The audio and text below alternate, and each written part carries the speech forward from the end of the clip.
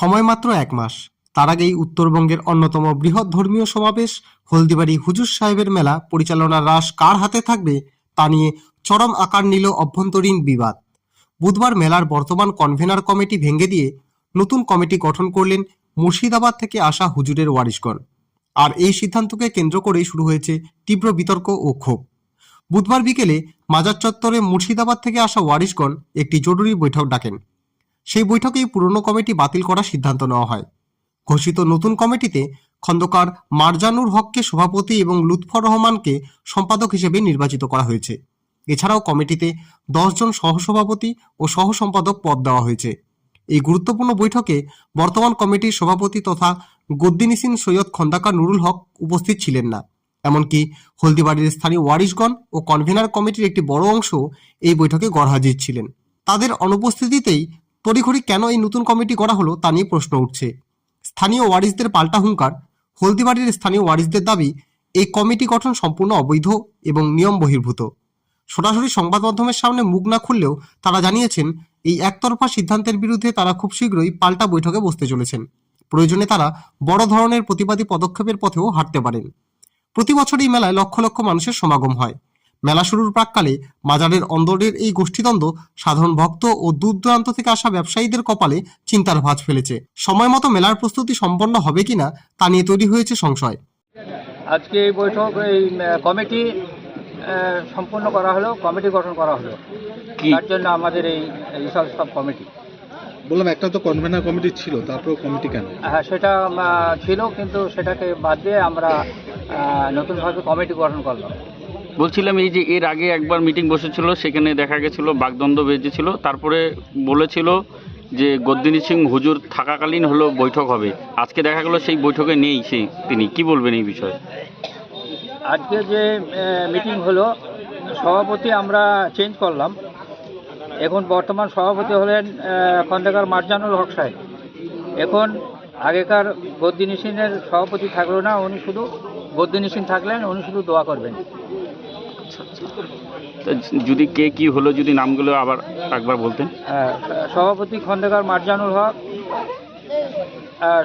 সম্পাদক লুৎফর রহমান সাহেব, সহ সম্পাদক ফতিউর রহমান, বাসেদ আলী সরকার, রাজু মোহাম্মদ, শহীদুল ইসলাম, বাপ্পু রহমান, মুস্তাফিজুর রহমান, সহসভাপতি নুরুল খালেদ আহমেদ, জালালউদ্দিন সরকার, এমদাদুল প্রামাণিক, তামজির রহমান আর তমিজুর রহমান। আর যে যা দপ্তরে এই কমিটির আগে ছিলেন, তেনারা সকলে সেই দপ্তরে থাকবেন, সেই সব দপ্তর পরিচালনা করবেন। আচ্ছা, বলছিলাম যে এই প্রথম দেখা গেল এখানে যে হুজুরের যে এখানে বংশধররা রয়েছে তারা কিন্তু মিটিংয়ে নেই, কারণটা কি যদি বলেন? তাদের ডাকা হয়েছিল, কিন্তু তাদের মনোপুত হয়নি, তার জন্য তেনারা আসেননি।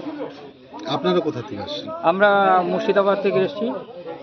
আমরা হচ্ছে এখানকার এই যে শাহ সুফি খন্দকার একরামুল হক সাহেবের নাতি বা ওনার বংশধর আমরা সকলে।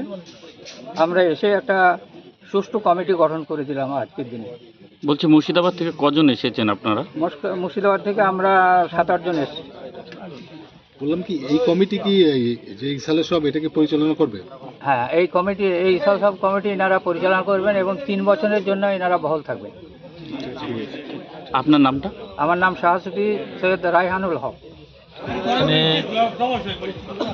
আমরা সেদিন সেই মিটিংয়ে গদ্দিনী সিংয়ের উপরে আস্থা রেখেছিলাম যে আপনি যোগাযোগ করুন, মুর্শিদাবাদে যারা আছেন তারাও তো ওয়ারিশ, আপনারা ওয়ারিশ, ওনারাও ওয়ারিশ বা বংশধর। সেই হিসেবে উনিও যোগাযোগ করেছেন।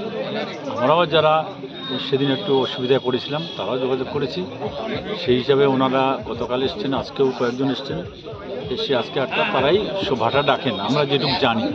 আমরা কেউ সভাটা ডাকেনি, মুর্শিদাবাদীরা আমাদের বলছে যে আজকে একটা মিটিং হবে, আপনারা আসেন। সেই হিসাবে আমরা যে যার মতো করে খবর পেয়ে এসেছি।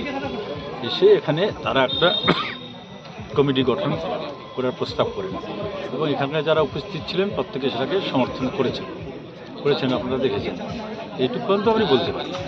বলছি, আজকে তো গদ্দিনী সিং হুজুর হলদিবাড়িতে এসেছিলেন, এই মিটিংয়ে আসেনি, এখন এটা বিষয়ে তো আমরা যারা, আমি ওখানে সাধারণ একজন মরিদান হিসেবে, শিষ্য হিসেবে, সে কথার উত্তর আমি দিতে পারবো না, কারণ ওনারা কেন আসলেন না, উনি যোগাযোগ করেছেন এটা আমরা শুনলাম, কেন উনি আসলেন না সেটা তাদের ব্যাপারে, এই সম্পর্কে আমি কিছু বলতে পারবো না। বলছিলাম কি ইসালের সব তো আর বেশি দেরি নেই, ঠিক আছে, তার মধ্যে এই যে এখন যারা হুজুর আসলেন এই মুর্শিদাবাদ থেকে, এদিকে আবার এই হুজুর যারা রয়েছে হলদিবাড়ি, তারা কিন্তু আসেনি, কি মনে হচ্ছে এই সামনে যে ইসালের সব কোনো রকম আমাদের অসুবিধা? বিশ্বাস আছে এখানে আমাদের এই ইতিপূর্বে তো অনেক কিছু আমাদের এরকম ভুল বোঝাবুঝি হয়েছিল, কিন্তু আমরা শেষ পর্যন্ত আমরা একসঙ্গে বসে এটা একটা সমাধানের রাস্তা বের করছি। আশা করি তারাই একটা সমাধানের রাস্তা বের করবেন, আমরা সেটাতে আমরা সহমত দিব, আমরা একসঙ্গেই কাজ করব, এই বিশ্বাস আমাদের আছে। যে যার মতো করে অভিমান ছেড়ে আমাদের একসঙ্গে আসা উচিত বলে আমি মনে করি।